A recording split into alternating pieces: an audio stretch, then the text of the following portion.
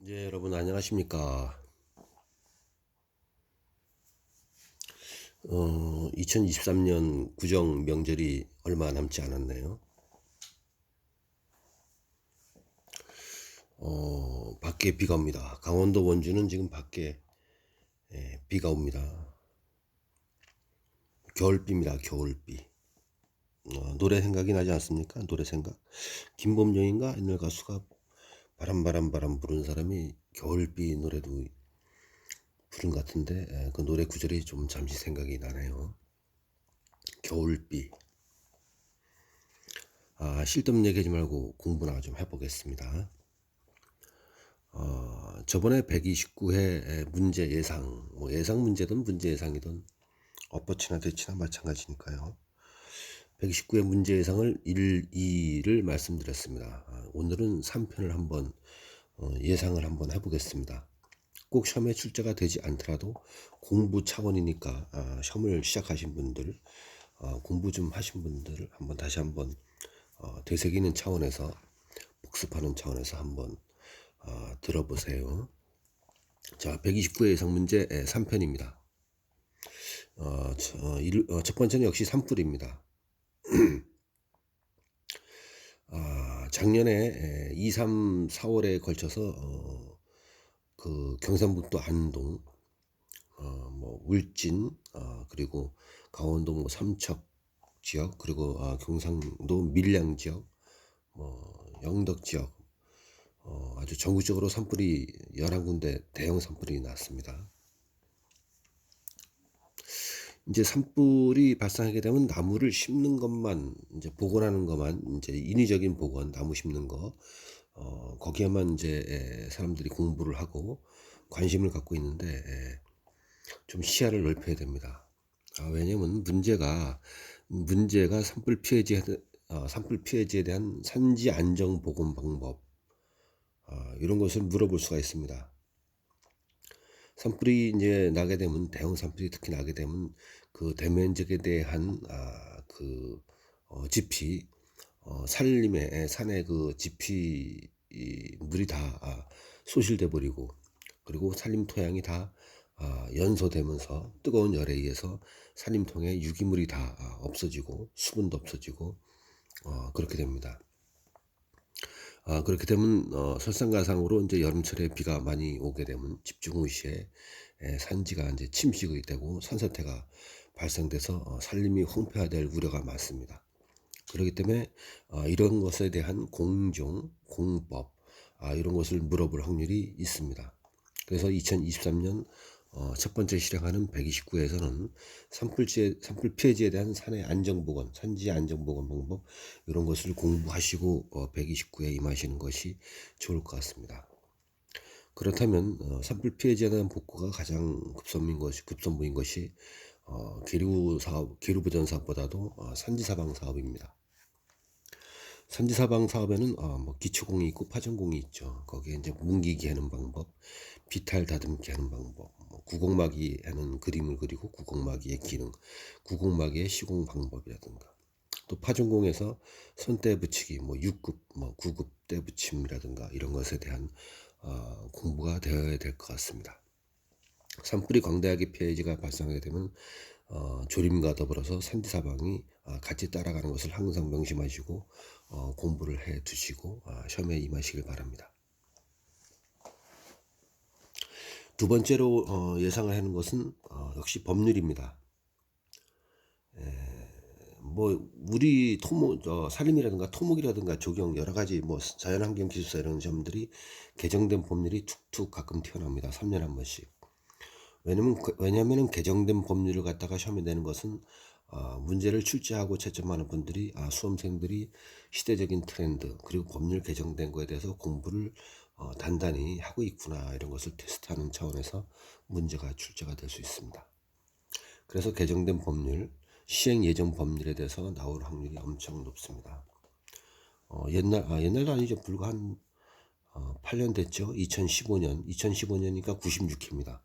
2015년 96회 1교시에서 어떤 문제가 나왔냐면은 산림문화 휴양에 관한 법률 중에서 산림문화 휴양에 관한 법률에서 규정한 숲길의 종류에 대해서 설명하셔. 이런 문제가 나왔습니다. 그리고 문제를 출제하면서 밑에 괄호 열기 해주고 2011년 9월에 공포되어 2012년 3월부터 시행 예정 가로 닫고 이렇게 문제가 출제되었습니다. 제가 저번에 말씀드린 것처럼 2022년 임업경영체 이런 것들이 공포가 되고 2023년 6월부터 시행 예정인 뭐 이런 것들 임업경영체 또는 뭐 숲경영 체험님 이런 것들 그런 것들은 언제든지 시험에 나올 수 있으니까 항상 공부하시고 특히 면접에서 시대적인 감각이 있는지 수험생이 물어볼 요지도 많으니까 개정된 법률에 대해서는 공부를 단단히 해두어야 합니다.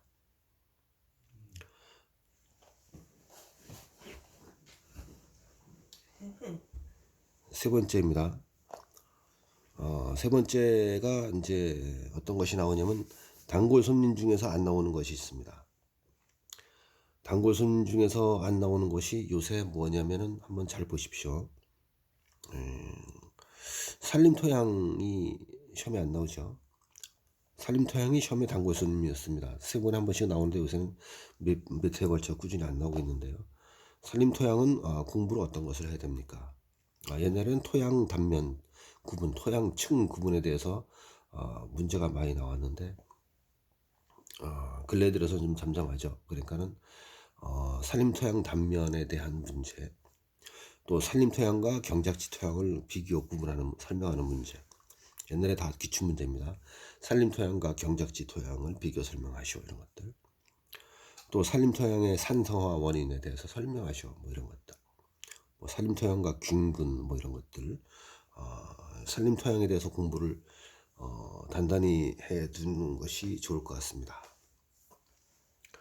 네 번째는 역시 공법 공정입니다. 네 번째는 임도하고 사방댐의 구조라든가 설계 도서의 구성 요소. 뭐 임도 같은 거는 이제 구조 그러면 우선 그림을 그려야 되겠죠. 노면이 어떻게 되고 외형 경사가 몇 프로고 내형 경사가 몇 프로고 축구라든가 뭐 산마루 축구라든가 성토면 절토면 그림을 그려주고 기울기도 좀 해줘야 될 것이고 배수관 같은 거 이런 묻는 도면을 갖다가 횡단 종단을 좀 그려줘야 되겠죠. 근데 문제에서 만약에 임도와 사방대 뭐 임도의 구조와 설계도서에 대해 설명하시오 그렇게 나왔다. 그럼 이제 설계도에 가서는 임도 설계도는 뭐가 있습니까? 여기 이제 현장에서 일을 안 하신 분들은 설계도서를 한 번도 안 봤으니까 좀 깝깝할 텐데요. 임도의 위치도는 첫 번째가 이제 임도의 그 구조에서 설계도는 위치도입니다. 그리고 설계 내역서가 나오고요. 계획평면도가 나오고요. 그리고 종단면도, 횡단면도, 구조물대는 배수관이 뭐 100mm 어떻고 800mm 어떻게 해야 되며 뭐 이런 것들, 날개벽은 어떻게 해야 되며 이런 것들, 횡단계건은 어떻게 하며 이런 것들 구조물도입니다. 그리고 이제 편입용지도 뭐 이런 것들이 다 써줘야 되죠. 그리고 설계도는 말씀드렸고 설계서 같은 건 뭐 이제 설계서도 위치도가 반드시더라고요. 설계 내역에서 일반 시방서, 뭐 전문 시방서, 특별 시방서 뭐 이런 것들. 그리고 총사업비, 그리고 일위대가격, 원가계산서, 뭐 설계 내역서, 단가 산출서, 중기표, 이정표, 경유 등유 가격표, 뭐 비교 견적서 뭐 이런 것들이 쭉쭉쭉쭉 들어가야 되는 것입니다. 129회 예상 문제 3에서는 산불 피해 재단 산지사방, 기초공, 파종공들 이런 것들 나올 확률이 높습니다. 두 번째 개정된 법률, 세 번째 산림토양, 네 번째 임도와 사방댐의 구조와 그리고 설계 도서의 구성 요소 이런 것들을 공부하시고 가시면 좋겠습니다. 여러분들 이제 비가 오다 말다 그랬는데요. 시험이 이제 얼마 안 남았습니다. 항상 건강에 유의하시고 또 영양가 있는 음식들 좀 드시고 어떤 분들은 뭐 여러 가지 건강식품을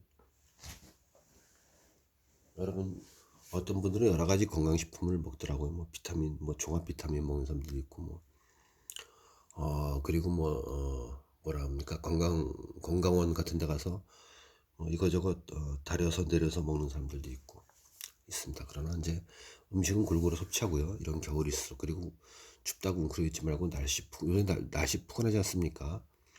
밖에 나가서 좀 걷기 운동, 간단한 운동, 스트레칭 같은 거, 걷는 거, 그리고 기분 전환, 마음 전환, 그리고 머리를 맑게 했다가 다시 공부를 하고, 이런 자기 건강 컨디션 관리를 하는 것도 일종의 기숙사 시험을 갖다 보는 사람들의 기본 자세라고 할 수가 있겠습니까?